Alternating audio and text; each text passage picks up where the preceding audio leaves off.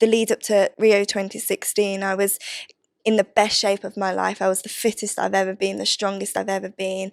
But actually, the mental side of me was probably the lowest of lows. And I think I would go back and speak out a bit more, use that support system, use the psychologist a bit more, and to put my hand up and say, yeah, I need that extra help, because at the time I don't think I really put my hand up and asked for help.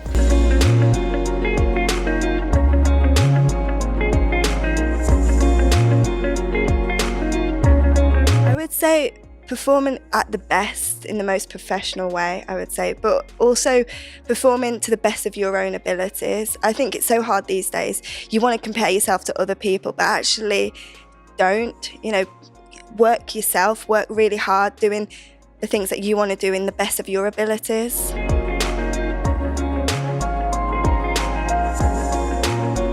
Half and half. I think what really helped being as a kid, a youngster, I think in one sense in Beijing in 2008 when I was 13, I was young, but I didn't really think about things as well. I think I was 13 going on 30 in a sense, because I was the youngest in the team by a massive margin. I think the next oldest was 17, 18. I would attach myself to the older athletes and the older teams, and they just took me under their wing. But also because I was so young, I didn't really take on the world. I didn't really think of the pressure, think of the outside world. I was just doing the sport that I love to do, like I did every single day, and I didn't really take the outside world in.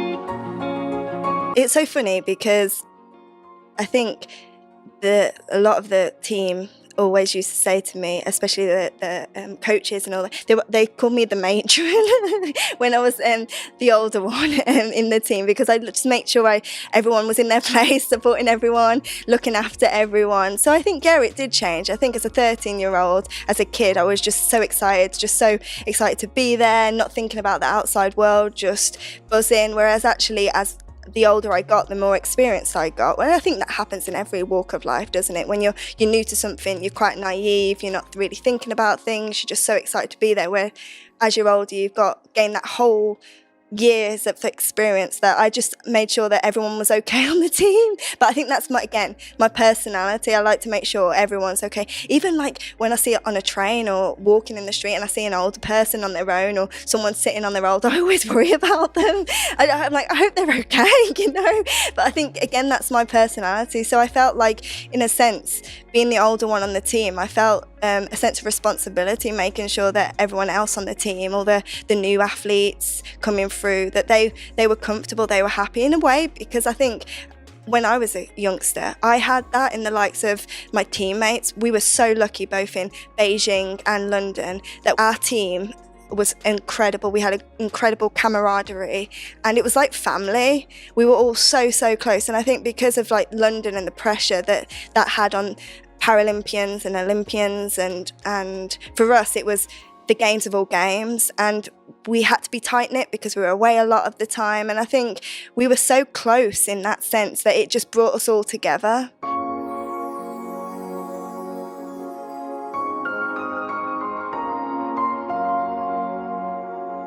It's so hard to know what I did that worked. I think in a weird way, I love pressure. It drives me. But it's so funny, actually, as a kid, and especially going into London 2012, there's a huge amount of pressure on our shoulders. Whereas now, the pressure gets to me a lot more. So sometimes I wish I look back at myself as 13-year-old, as a 17-year-old going into London. I think, what did I actually do? How did I cope with that pressure? Because I wish I knew. I wish I knew so I could give it to not just other people, but myself.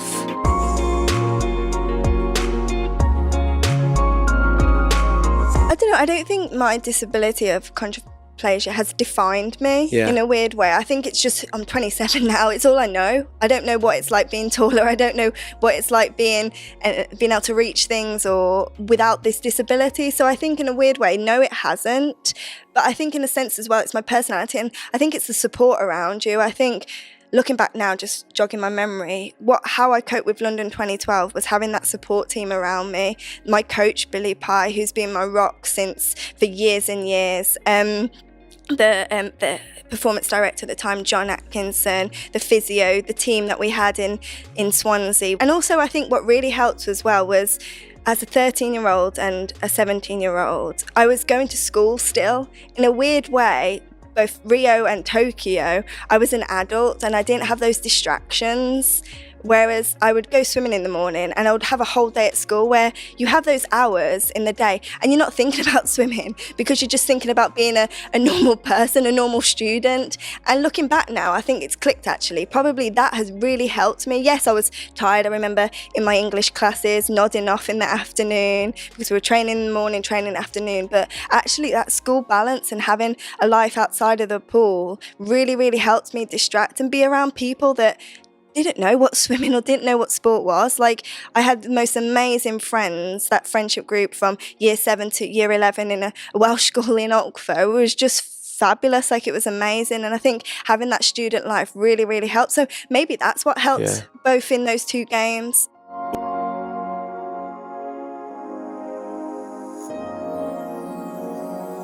I think, again, it's probably, that's a hard question because I think I'm very lucky that because being on the team from such a young age and being able to travel, and I'm quite independent and I think I'm quite adaptable.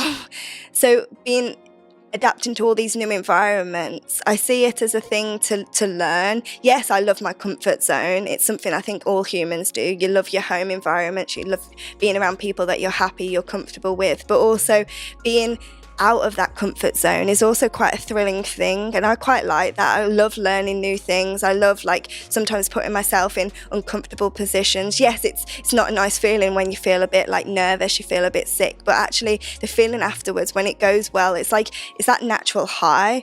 And I think that's what I miss in a sense about swimming and missing in sport, is that yes, you're so nervous going into something that you're not in control of, the races, all that type of thing, but actually that feeling afterwards, it's that drug, isn't it? It's that thrilling feeling that you want to do it again and again. You want to put yourself in uncomfortable positions, and yeah, it's not nice feelings, but it's a thing that you just want to, you're addicted to.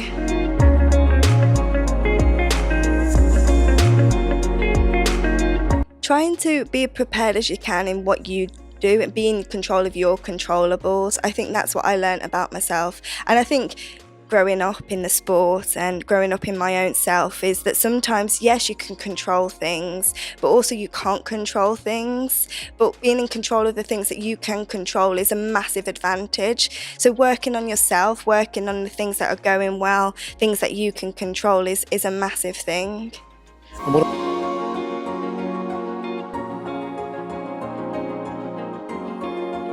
I think for me was back in Rio, the lead up to Rio 2016. I was, again, not in the right mental state. Your mind can play a massive part in your ability to do something. What a change then? Could you expand on what your struggles were at that point? Yeah, I think my self-belief was massively impacted. I didn't have any self-belief at all. And it's so strange because I was doing more swim sessions, I was doing more gym, I was doing 3 gym sessions a week. I was, again, the most strongest that I've ever been. My swim sessions were going incredible, but actually my self-belief in myself was just at the lowest that it's ever been. And I don't know why, and I wish that I had a reason why, but I think it made me realise that actually how important it is to have that balanced life and not just be all about swimming. And I think at that time it was just, I was so swimming focused, and actually I realised that looking back, I think I needed to have a balance, and it wasn't just all about swimming, but I needed to have focus on myself away from the sport too, because I think I was just, again, in time in Manchester leading into Rio 2016, my friends were all swimmers. I was in a swimming environment. I lived with swimmers. It was all swim, where actually I didn't really have a break away from it. Like, I hardly saw my family because I was so focused on my sport. And in the sense, sometimes it's actually, you've got to give yourself a break. Yeah, I was just so focused on the sport where actually I needed to think of myself as a person too.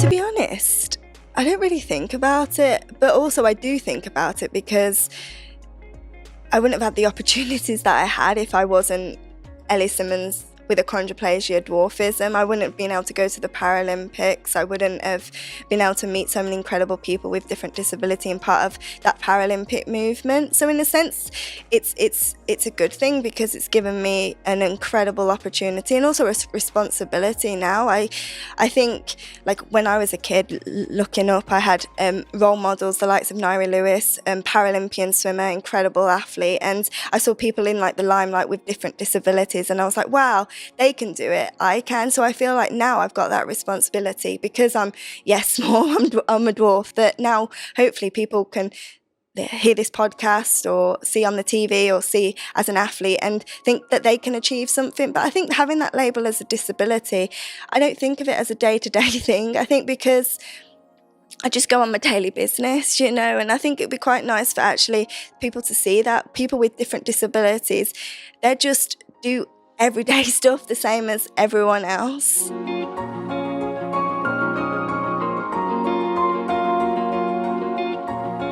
I didn't really think about it. Like, I do remember that one moment where it clicked that I was different to everyone in my class. I was different When was that? It was in a playground, actually. I think I was in like year 1, year 2. And I remember playing hide and seek with my peers. And I think I was a seeker. I remember being in the corner of a playground and thinking, gosh, I'm small, aren't I? Do you know, it's so, as a kid, you think of those little things, don't you? Yeah. You say it like how it is really.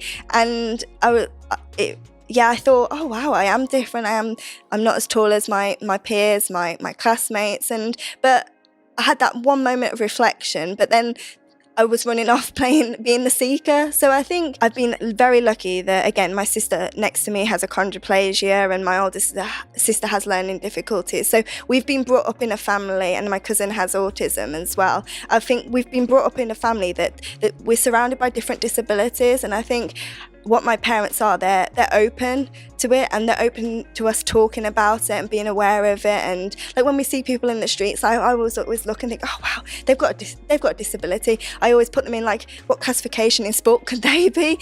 Just the awareness of seeing different people. And I think because I was maybe brought up with different people around me and different disabilities, that I've just been aware of it.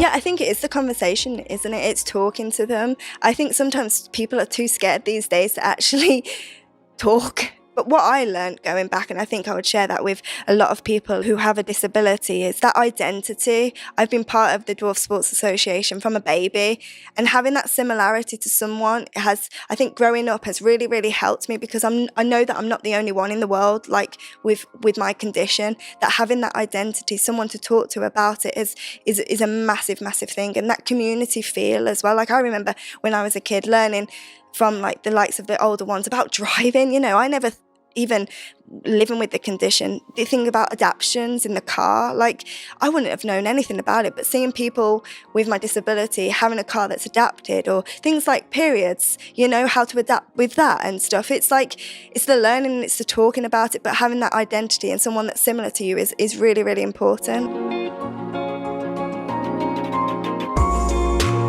Yeah, I think so. When we say about adaptability, yes, it's a good thing, but for me, it's about being prepared. But then also the negative side to being prepared is being out of control.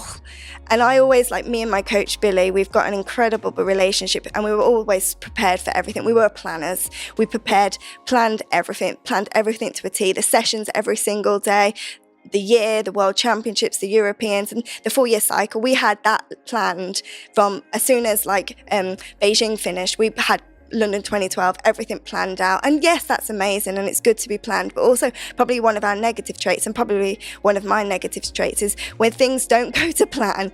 I found it sometimes hard to deal with that, because I'm so rigid and so everything has to be when it's actually out of my control and things don't go to plan. Actually, having that adaptability was one of the traits that I had to learn growing up.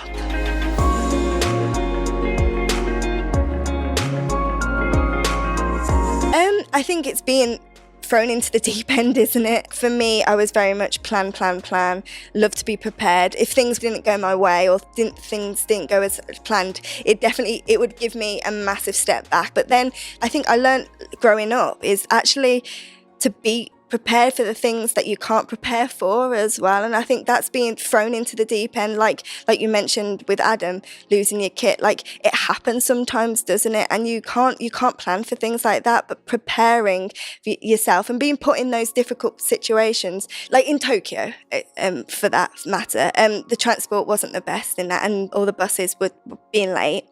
And for me, normally, that would be a massive thing. It would get to my head. What I was just saying to myself is, it's out of your control. You can't control this transport situation. But I know now that I am going to be late, but you've just got to roll with it. To be honest, got to put my hand out, I hated it. Really? Yeah, even when sessions wouldn't go well on a day-to-day basis, I would beat myself up. I would say, like, and maybe it's passion, maybe it's because I want to do things at the best of my ability. I'm very competitive, not just outside, but inside in my own ability too. I like to be the best that I can be every single day. And I used to say to myself, we're not robots. Like, one part of my shoulder would be like, Ellie, you're not a robot. You can't do things all the time at the best. But then the other bit would be like, oh my gosh, Ellie, you're shit. Why are you doing this? But maybe in a weird way, that little person on the other side of my shoulder saying that I'm not good was the motivator as well, because you want to prove to yourself that you can do it the next day. But then also trying to listen to that other shoulder and say, we're not robots, we're human beings as well. And yeah, I found failure quite hard, I'm not going to lie, definitely. But also I used it as motivation. If a race didn't go to my plan, I would sit down straight away the day after with my coach and we would analyse everything that didn't go well. Literally, like, I'm very much a person that puts things to paper, like something, there has to be an answer to something. So if a race didn't go well, we would sit down, we would look at absolutely everything, because I think for me, when I stand behind that start block, I like to make sure that I've done everything right. I've got no regrets. And I think in a sense that was a good thing with London 2012. And that's the build up to that. I wanted to make sure that I was doing absolutely everything. And I stood behind that starting block in London, and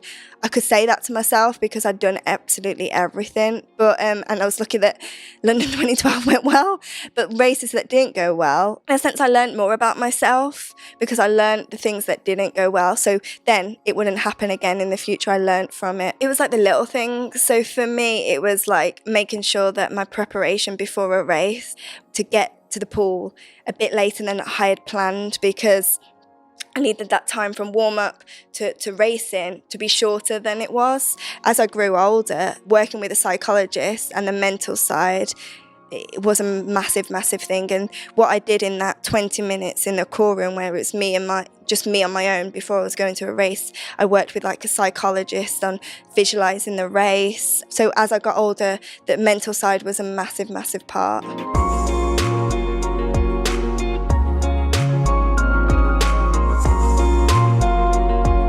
Oh, hugely. And I think it's one of the good things now is that we're talking more about the mental health, aren't we? And I think it's getting more talked about and more prominent in sport, the mental side of sport. Because I think in a weird way, you see athletes as these incredible human beings who are unstoppable, who can achieve anything. But actually, they deal with a lot, and they have a lot of mental pressures, a lot of mental stigmas, all that type of thing. And it needs to be worked on in a sense. And I've learned that actually speaking to a psychologist, to having that support system, like therapists, all that type of thing is huge. It's so important. Probably not worrying about your other competitors.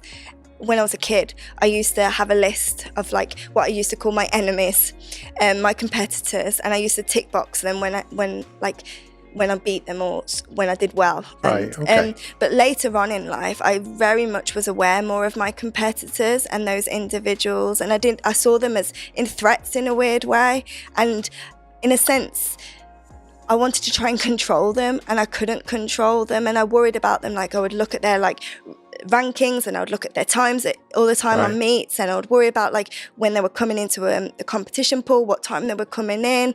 And later on I learned that actually like I can't control what they are doing. You know, they're getting to me. They're already winning before they've even raced, because I'm worrying about what they're doing before actually focusing on myself.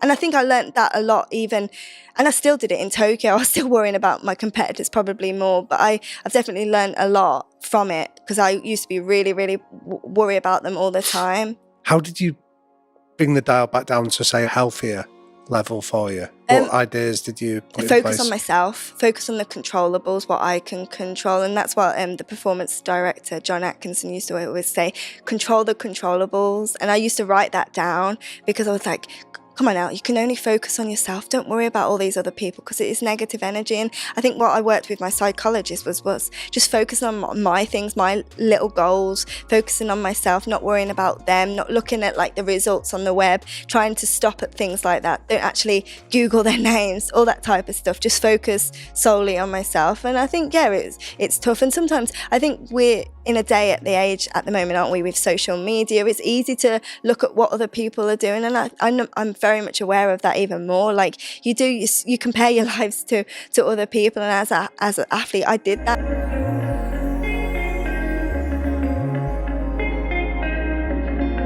It would be a mix of both, and it would depend on what mental state I was in. If I saw that they were doing incredible times and I was in a positive mental state, I'd be like, I want to hit this training session even harder. I want to like split their times in training and make sure that, I can get their times in a weird way. But then also if I was in a bad mental health, it would cripple me. I would be like getting really emotional, thinking, oh my God, what's the point in doing this? Like, and I think it varies. I think I've learned from a lot about myself that I'm very much like a mental roller coaster. When I'm good, I'm amazing, and the sport, I'm all right at it. Like I can do well, but when I'm at the bottom of my mental state, the sport and everything else can go really bad.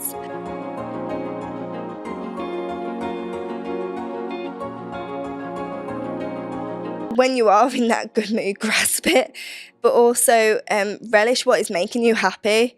And I think I learned a lot of things. It's like the simple things in life, and that would then lower the shit feeling.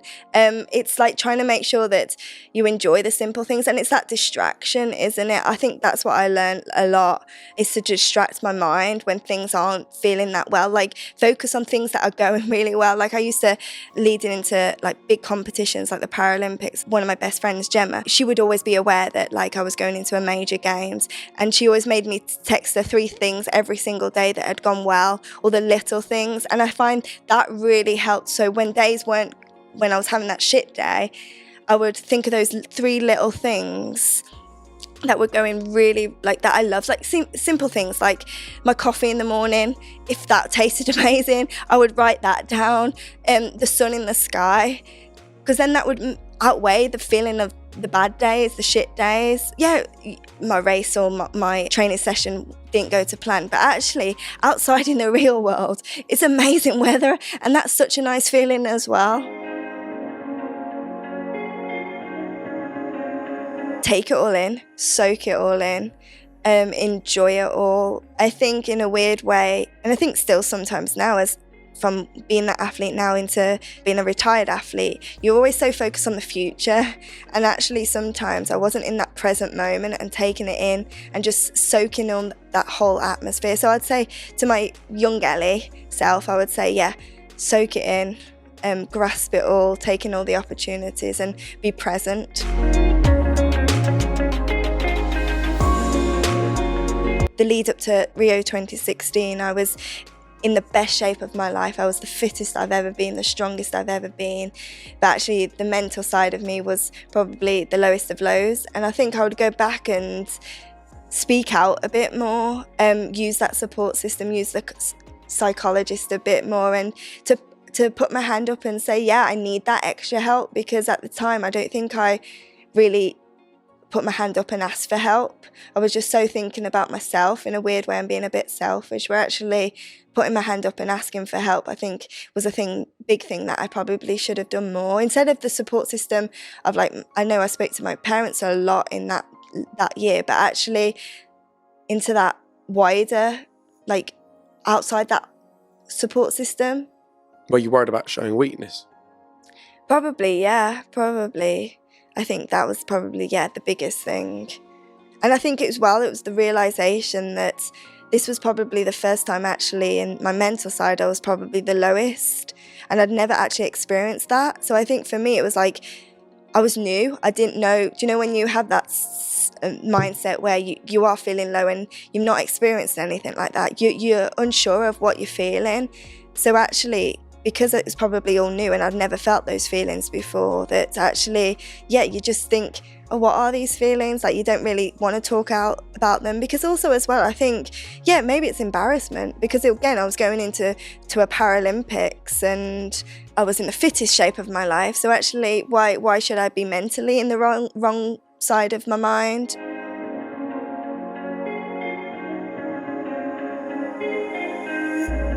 To be the best version of yourself, to do the very best, and whatever you're doing, have no regrets. But also not just no regrets, learn from the things that don't go well and put your hand up and say, that didn't go well, but what can I improve for next time? But I think, don't compare yourself to other people, and do the very best and do what makes you happy. I think happiness, growing older now as a 27-year-old and living life is, when you're happy, it radiates, doesn't it? And you're happy in yourself. So being happy is a massive thing.